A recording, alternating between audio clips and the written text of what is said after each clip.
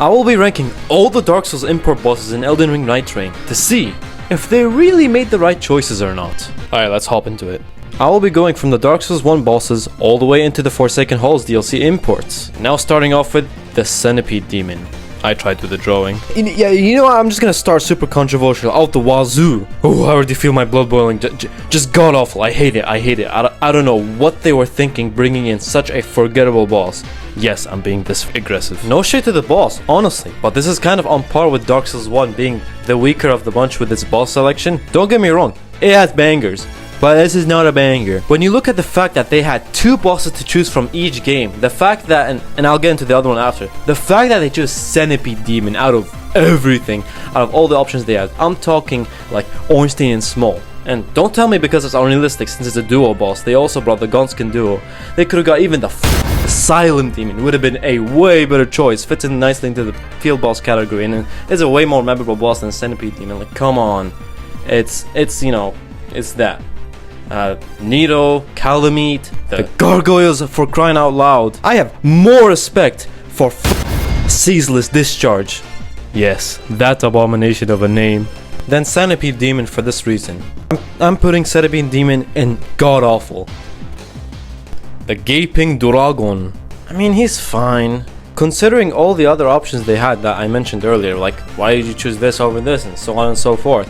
But he is memorable enough, so I don't think he deserves to be in the same level as Centipede Demon. Note that they do keep the original themes of all the bosses, so that's cool. I'm really glad they did that. And you can cut off his tail, which is an awesome throwback. Gaping Dragon is just overall just a meh boss. I can't find any other way to describe it. Let me tell you, if they put, for example, a Silent Demon, I will put that good because it's memorable enough. You know, literally the first boss you fight in the game has a goofy soundtrack and is well designed. But don't get me wrong, I don't really hate Gaping Dragon. In fact, I love Gaping Dragon. He is horrifying, but in a somewhat elegant way. Am I right, Miyazaki? It's just considering all the other options. That being said, Gaping Dragon is going to go in meh. Nothing more, nothing less. And now with Dark Souls 2, we have the Smelter Demon. Yes, that boss with the notoriously hair-pulling, blood-boilingly, soul-wrenching, annoying rung back that gave everyone the heebie-jeebies.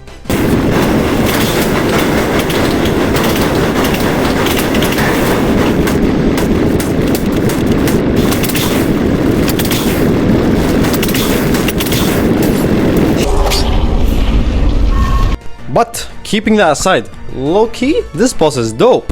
The Smelter Demon alone is cool, I guess, but the fact that they combined it with the blue Smelter Demon from the DLC in Dark Souls 2 in a way that you wouldn't expect, where his flames would become a mix of the original and the blue flames burning together, is so unconditionally genius. I love the work that they put into this boss and it fits the implementation very well, so I'd say it deserves to go in good. Absolute bangers coming up, so I won't put him in great. So, but still, an amazing implementation, regardless. Duke's Dear Freja. Duke's Not So Dear Freja is another boss from Dark Souls 2 implemented into Nightreign, and let me just say this, it's whatever. Like, honestly, it's the same logic. I'm not dissing on the bosses themselves, I have no particular beef with them, except the Centipede Demon. It all comes down to the fact that they had all the other options! And Dark Souls 2 also isn't the strongest with its boss quality, but they still could have put something else that's better. Like, well, I'm gonna get hate for this, I can already see the comments popping up, but Looking Glass Knight. I mean, with its very gimmicky style and spawning NPCs for every Nightfairy to take on, that would be cool. But that's on the lower end. I mean, come on! Like, guys, flipping Fume Knight? They seriously didn't add him? Or Sir alone? I mean, come on, no, they can add DLC bosses because they did later on, but like, seriously, this is what I'm talking about, with how it's not about the boss itself, but the fact that they had all these other options. I will give it some credit because the fact that I can spawn spiders and make you webbed is kind of engaging. So yeah, not a good choice, but not a terrible one either, so it's going meh. And actually, you know what? I'm moving Gaping Dragon to good, below Smelter Demon and leaving DDF at meh. Gaping Dragon doesn't deserve to be in the same team as DDF in my opinion.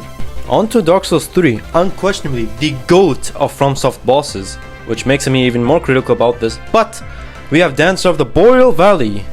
I honestly thought Dancer in the original game was so underrated. I don't know why, maybe I'm wrong, but I genuinely love that boss in Lothric Castle, so automatically sits well in Nightreign.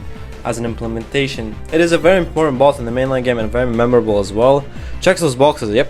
And they gave her some new moves as well, as they did with every boss, obviously. You could definitely argue that's a controversial pick from the devs, but at least they didn't pick a meh boss from a game that has all these bosses. So, and I keep repeating, that's what I base my ranking on. So, needless to say, I will put Dancer in a great choice. It deserves it, I'd say.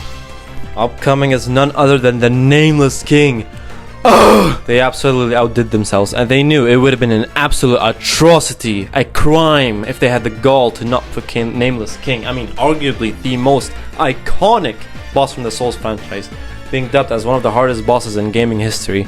They brought him along with his King of the Storm and Nightreign, and it's exactly as you'd expect, with having to defeat the dragon and then King himself. No cutscene this time. He just jumps and lands in your face, ready to go wild. Oh my god, the Nameless King, I'm gonna come. Jiminy Christmas. Unquestionably, he is going in absolute cinema. Much deserved. Now we are done with the base Nightreign Dark Souls boss import, so move on to the new ones. And so are they? There's two more, with the first being the demons. Yes, from the Ring City DLC from Dark Souls 3. It was a surprise that, since they hadn't mentioned it or shown it in the trailer at all, but a welcome one. They are definitely way harder than Dark Souls 3. They were my biggest nightmare back on my first playthrough, and I hated them. So when I saw them in Nightreign, my neurons started blasting. You defeat both of them on the first night, but the second phase, well, I guess third phase, doesn't occur until the second night, where the last powered up demon, you know, is more powerful than ever, capable of spamming fireballs, and yeah, very cool. Should they have picked another DLC? Slave Knight Gale? Dunno, but they're really cool. I love the way they've been treating the way they present the second phases and all of these bosses. I think Demon of Hatred and the Demon in Pain, mind you, deserve to go in a great choice. Before we continue, let me know what you think down in the comments, and if you made this far, do make sure to subscribe for more tier lists like these. Alright, back to the video. And now, the boss you've been waiting for, the inhabitant of Great Puppy Sith, the man, the Abyss Walker himself, Artorias. Felt like I just did a WWE entrance right there. Now, why is he so great, you ask? I think you guys know the answer already. Artorias single-handedly awards himself the gold medal just for being Artorias. I did not expect him to make his way to Nightreign, but for being a literal Abyss Walker, it's so fitting for Nightreign, and I absolutely love the choice. But do you know what I truly loved about him? How they absolutely juiced him the f*** up. Because you see, important iconic bosses is cool and all, but if they're easy, it's kind of underwhelming, right? And with Elden Ring standards, copy-pasting the bosses from the Dark Souls bosses would just simply make them way too easy, as the Dark Souls combat system is vastly different. And the only reason that Fume Knight is notoriously mind-numbingly difficult is not because of his moveset. He is slow and easy to read, but it's because of the absolute atrocious dodging mechanic in Dark Souls 2 that makes it hard.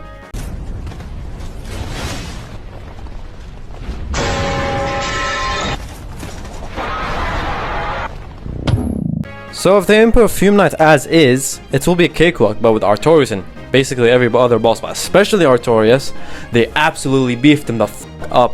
I genuinely went through like 3 expeditions before I finally defeated him, which makes it all the more attractive for me personally. And the fact that he does this like despairing scream before he does his wombo combo is just beautiful. I love it. And the best move, they turned the iconic scene of him shish kebabbing that dude into, and guess what? A grab attack.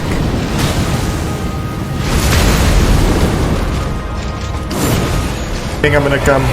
I simply cannot stress enough how much I adore the work they put into this guy, implementing him into Nightreign. So I even have to tell you guys, absolute cinema. No question about it. And that is my ranking of the best and worst Dark Souls import bosses in Elden Ring Nightreign. Let me know your thoughts down in the comments, and if you're curious to know my ranking of all the Nightfarers from Nightreign, click on this video right here.